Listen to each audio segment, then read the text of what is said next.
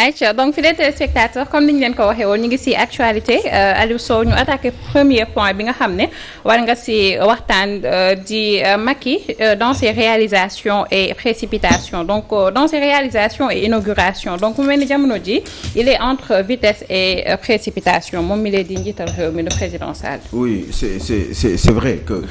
fan yii yëpp après les élections justement suite aux élections donc territoriales locales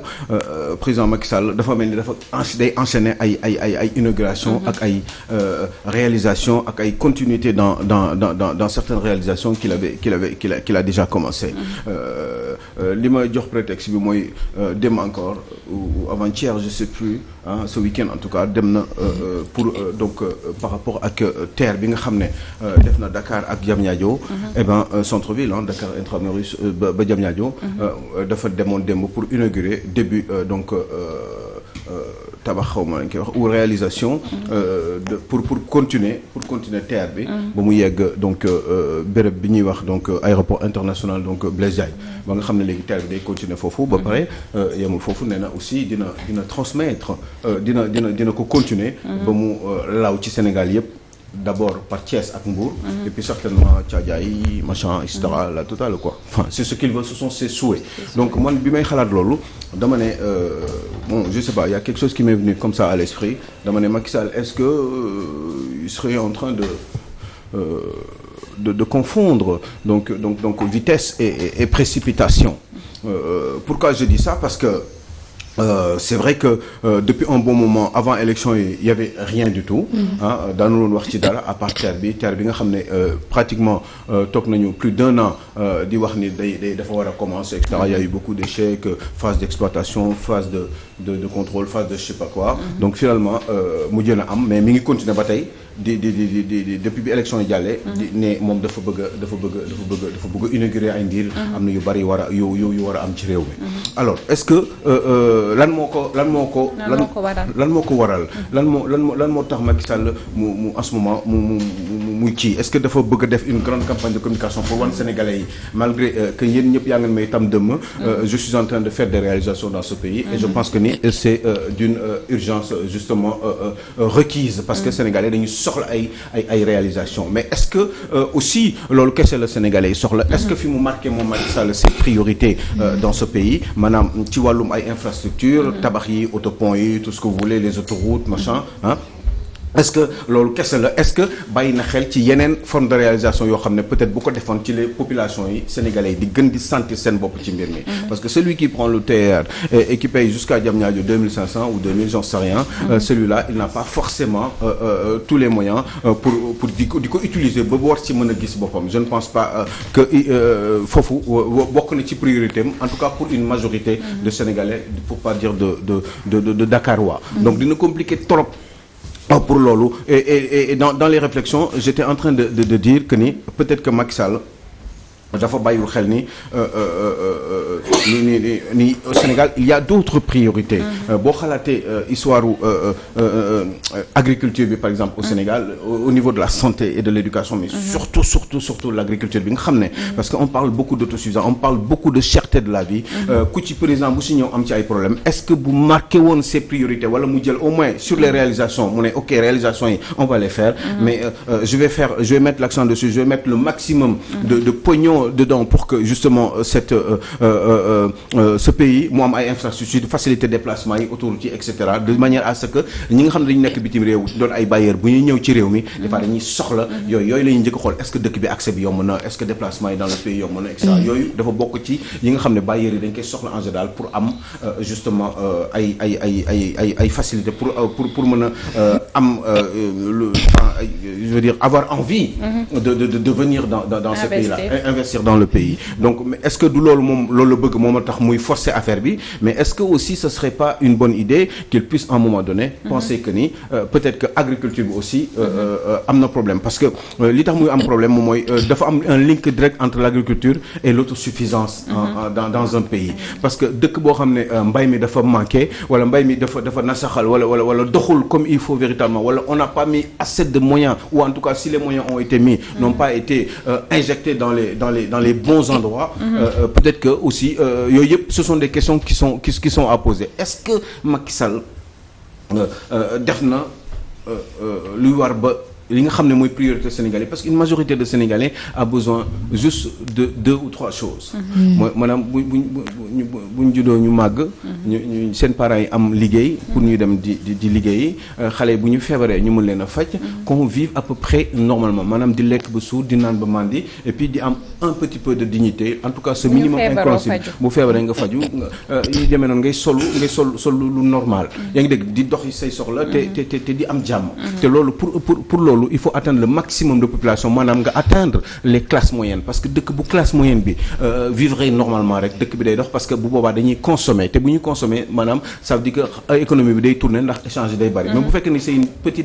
un petit nombre de personnes ñooy am de l'argent ou des moyens en tout cas fournis pour dund ñoom fu leen neex la ñuy dundee te des fois sax ils ont tellement de moyens ils auraient tendance peut-être des fois di dem à l'étranger comme ni ñuy wax sociétés étrangères yi seen dividendes yi dañ koy yóbbu bitim réew les Sénégalais aussi ceux qui ont de l'argent la plupart seen xaalis déjà du fi nekk bitim réew lay nekk mais en plus bu ñu amee xaalis ay voyages la ñuy def ay Dubaï la ñuy dem ay France ay li ñu bëgg parce que yu bari li ñu bëgg ñoom pour être bien dans leur confort financier il faut que ñuy voyager di dem bitim réew donc ñu kon c'est presque la même chose moo tax ma xalaat ni peut-être que le président Macky Sall il faudrait qu'il commence à y penser ou alors s'il y pense mu jéem a def ay orientations suffisantes pour que mu mën a liggéey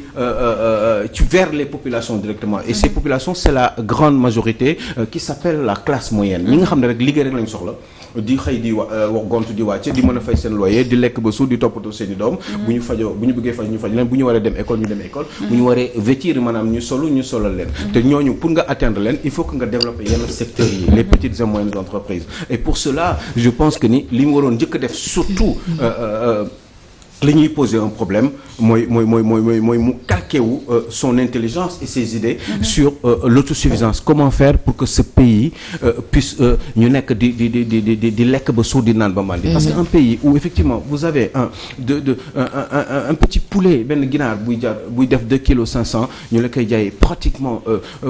2500 3000 ba même 3500 pour certaines périodes ba 4000 même des fois à 3 kilos des poulets à 3 kilos donc je pense que ni yooyu la ñu waral te ñi koy def aussi di ko yokk ñoom tamit dafa am nu ñuy def ba am poulet boobu ba di ko yar ba mu mat 3 kilos ba ñu mën ko jaayee 3500 wala 4000 parce que ils ont des dépenses à faire parce que dañuy jënd engrais dañ koy toppatoo dañuy wut ndox dañuy wut seen construction électricité dafa cher location yi machin et cetera tout ça fait que ni yooyu boo leen ko wàññiloon ñoom facile leen ko peut-être que bu ñu demee boo demee ci yenn dëkk yi comme la Côte d'Ivoire ou même d'autres pays où da ngay dem foofu wala le Bénin nga gis ay kilo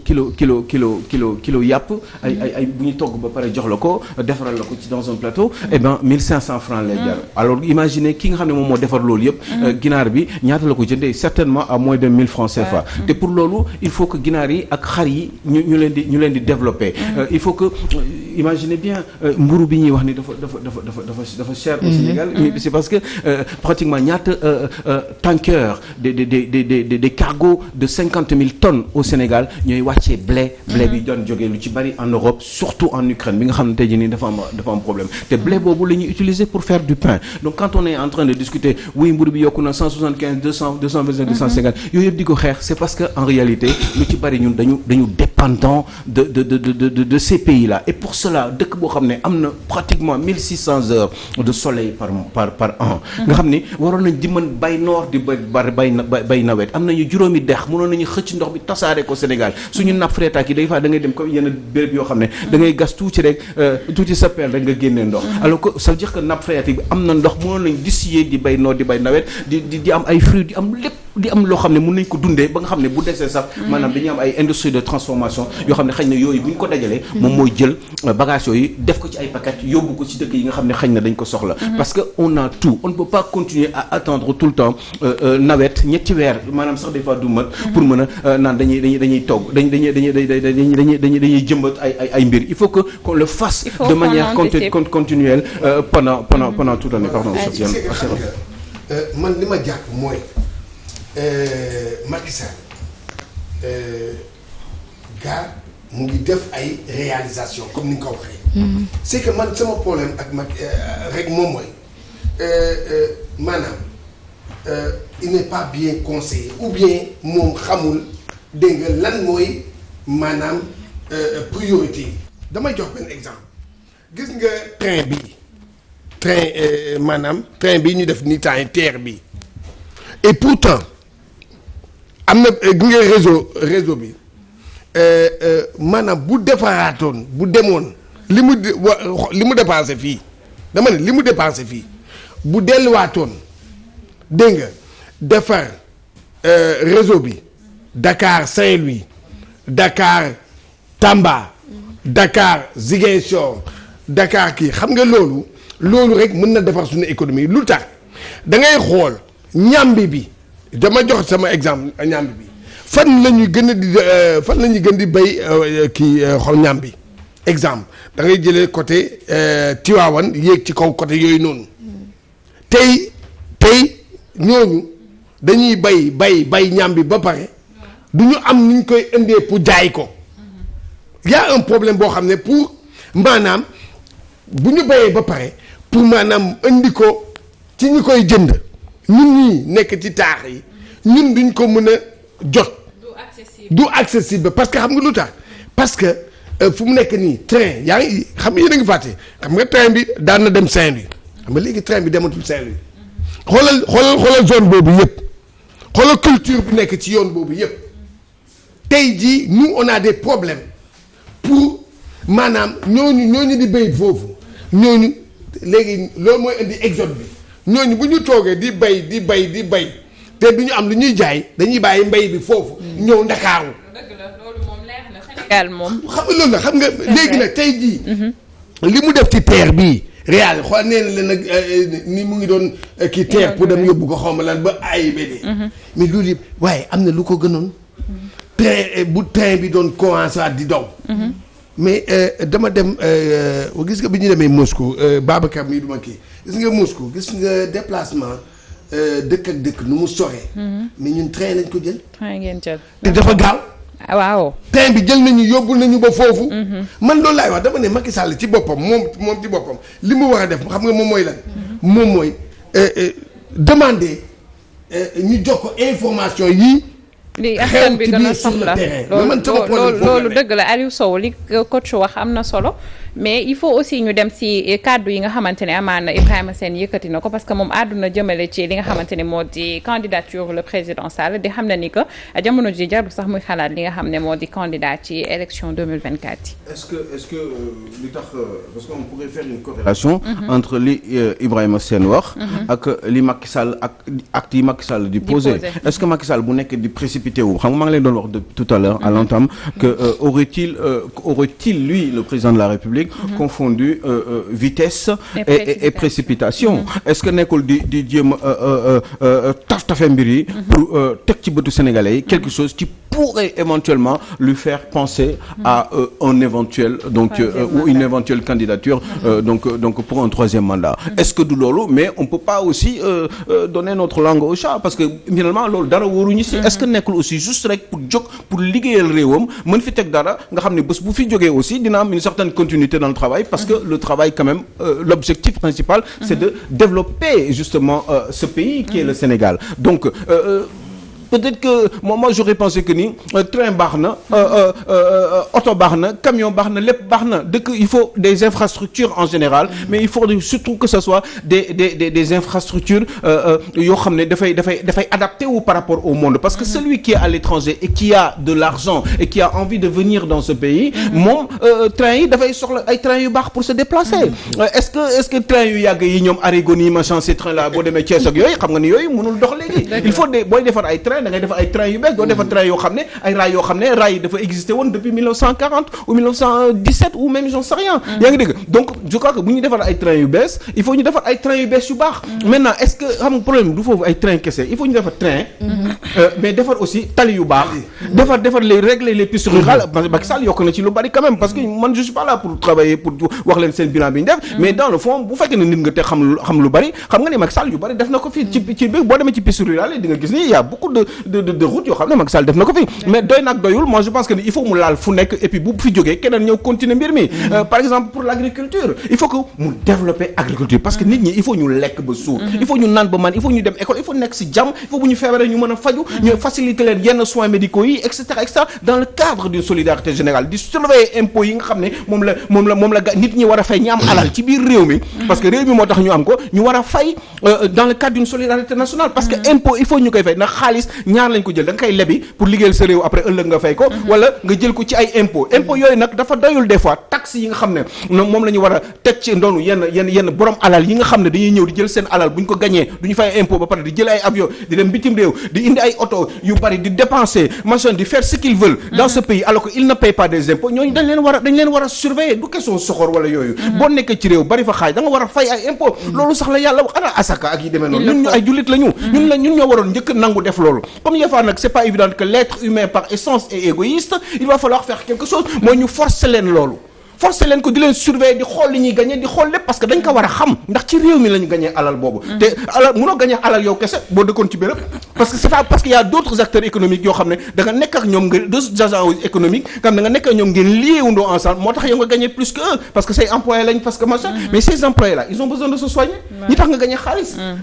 employé keneen ak beneen chef d'entreprise ils ont besoin de tout ça d'avoir des enfants d'avoir une maison benn baraque bu tawee du ñu nekk ci kii seen doom yi bu ñu jàngi ay abris provisoires yi demee noonu il faut ñu lijjanti ko qu'on mange en notre faim te pour ñu lekk nag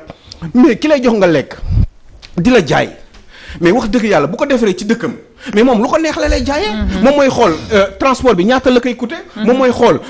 essence bi ak adduna bi ak pétrole bi yi muy jël pour ak bateau bi muy jël ak employé ni muy def ba indi affaire bi ba indi la ceeb boobu yow nga lekk ko ba suur def ko sa ceebu jën ak sa bëggëj ak sa suul et ben kooku dafa am benn effort bu mu def avant nga yegg si fii ce gars-là il a fait un effort ñooñu dañ def seen dëkk ñun nag léegi pour éviter tout ça nañu lijjanti problème bi suñu biir réew fexe ba am suñu ceebu bopp fexe ba am suñu blé wu bopp comme ça duñu wax mburu bi seer na wala seerul parce que boobaa farine bi day bari bu boobaa farine boobu tamit dinañ ci defar ay aliments pour poulet yi day gën a wàññeeku et cetera waaye lépp lu ñu am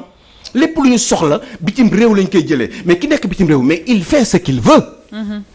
yow tey bu ñu defoon ay affaire ni am ay bagages am ay farine bu bari ak blé ba bari la ci ba suur ak ceeb bu doy mais ñun suñu ceeb bi ñu dese bu ñu koy jaay ñun ñooy fixer suñu prix est-ce que dañu war a imposer loolu donc finalement kan mooy am problème mooy kii jiite réew mi te bu doon Cheikh Tidiane Gomis moo nekk président de la République Abdoulaye Wade a vécu la même chose Macky Sall vivra la même chose et les autres vivront la même chose s'ils ne s'organisent pas pour avoir des nouvelles orientations politiques ou économico-politiques il faut que ñu réfléchir comment on doit faire moi je prendrais xam nga Salma c'est alors je n'ai rien compris xaw ma dara te wax dëgg yàlla am na as tuut loo xam ne war naa ko mën a xam ci sur les questions de développement ou alors ça veut dire que ñële ñoo xamul dara wala xam nañu dara wala dañu bëggul la liggéeyal réew mi parce que man quand même dama ne quand on est capable de récupérer 1000 milliards de francs CFA. ci parce que juste benn problème moo am ci àdduna bi. ni ñuy feebar ñëpp a tiit nga dem récupérer 1000 milliards. Sénégal am na crédit boo xam ne am na pétrole am na phosphate am na zircon am na or am na lépp am na crédit normalement pour récupérer de l'argent ci àdduna bi lépp xaalis. bu jaroon ñu lépp 50 000 milliards de francs CFA. li may wax ne ndeysaan c'est dommage parce que am na ñoo xam ne bëggoon naa ñuy toog sama kanam mais wax ak ñoom parce que sénégalais dañu war a xam. parce que je n'ai pas envie de parler toujours tout seul. parce que j'ai envie que des gens viennent me contenir et me disent Aliou Sow li ngay wax du dëgg parce que li may wax lu leer la man 50 000 jar na nga leb 50 000 milliards. ce franc CFA yaa xam foo koy jëlee. tey eurobond tout ce que vous voulez. di récupérer monnaie bi ñëw teg ko ci réew bi dugal ko fi nga ko war a dugal. il suffit juste de développer le pays mais allez voir en Zambie mais dañuy xool Zambie amuñu temps ngeen xool gars yi ni ñuy def man dama laa yaakaar ne des fois gars yi dañu bëggul liggéey. parce que finalement c'est hyper simple de régler le problème il suffit juste d'aller récupérer les sous pour récupérer les sous yow bala ngaa leb booy leb sa banquier balaa mu laa lebal day xool ndax yow crédit ndax mun nga fay bor. mais fu ñu toll nii wax leen ma Sénégal mënul fay bor. Sénégal mën na fay ay borom donc récupérer ces sous-là injecter ça dans les zones rurales développer agriculture bi blé mais blé bi gars fële ngeen koy jëlee fi Poutine attaqué Ukraine ngeen koy dem di jëlee mais blé boobu mais ñooñu dëkk yooyu ñun ñoo gën a approprié pour loolu par rapport à notre temps et notre climat du ñu xaar ñetti weer ci at bi pour taw après li ñu toog croiser les bras di def ay culture jël seen satala yooyu di ay arrosé alors que suuf si bi ngay arrosé suuf si boo gasee tuuti génnee ndox mi am nga électricité boo xam ne mën nga ko am parce que naaj bi jaruloo pétrole naaj bi boo ko defee ay kii panneau solaire di nga am ay machines yoo xam ne ñoo lay permettre nga gas te boo gasee da ngay génne ndox te ndox boobu moo ko saawaatee ci kaw suuf si dafay màññ boo ko defaree normalement avec des bons engrais donc moi je pense que ni il faut travailler pour loolu mais man dem naa Touba ak yenn béréb yi mais surtout Touba ci angle ba gis benn oto benn tracteur boo xam ne mais tracteur yi subvention la dañ ko kooku moom xaw ma kan la mais dañ ko may mais à vendre lañ ci def ah bah si ci avenue bu mag boobu ba si ñu ko war a gis mais à vendre lañ ci def donc Macky Sall li mu joxe yëpp ci ay tracteur li mu joxe yëpp ci ay engrais gars yi lan lañ ciy def est-ce que dañuy liggéey est-ce que ñu ñuy jox engrais est-ce que baykat yi dëgg-dëgg la ñuy jox bagages yi pour ñu liggéeyal seen réew développer ko ñoom ñu am xaalis wasaare ko ci réew mi parce que ñoom bu ñu amee xaalis dañuy consommer ci biir réew mi te bu ñu defaree dara aussi dañ prix bi day yomb parce que dañ koy jaay bu ñu amee ay toni blé ni fu ñu koy def fu ñu koy yóbbu fu dul jaay d'abord ci seen réew ak légumes yeeg gars yi lekk ba suur parce que loolu en réalité c'est simple c'est une question d'offre et de demande offre bi kiy jaay bu fekkee li muy jaay dafa ëpp. kiy jënd prix bi day wàññeeku. bu fekkee kiy jaay li mu yor dafa bari prix bi day forcément day wàññeeku bu dee le contraire le prix bi day yokku donc mbir yi buy manqué lii lu manqué dafay cher. donc il faut faire en sorte de régler le problème et éventuellement de voir un peu comment est-ce qu'on pourrait faire pour que ce Sénégalais lambda puisse manger à sa faim. Et c'est une majorité de Sénégalais. boo demee ci banlieue bi da nga koy gis. les gens ils ont des problèmes et aussi autre chose pour terminer. le train de vie de l'État. man mënuma imaginer nga nekk ci réew. réew boo xam ne gars yi dañuy xiif duñu lekk ba suur duñu naan ba mandi yéen ngeen di dawal ay 4x4. en tout cas loolu mënul nekk loolu doy na waar. Et puis autre chose naturellement Ibrahima Sène qui a parlé de beaucoup de choses mais on en reparlera demain par rapport à la candidature de Macky Sall pour 2024. nee na Macky Sall waru ko nekk mais yooyu yëpp on en reparlera dans un avenir très proche. sama doom ji c'est vrai. kii da doon bay dëkk ba ñu fi wax yëpp déggoo leen. di jaajëfal la maman maman Khady Seck maman Gisèle Goudiaby tata Fatima Samoura ak maman Kéwé Diallo ñu leen di bëggee bu baax a baax. Kéwé Diallo mi ngi baax ñi mbootaan. maa ngi koy une bëggee femme bu extraordinaire. baax a baax sama xarit la. waaw Fatimata Keita aussi. voilà à Keur Massar. Serigne Touba.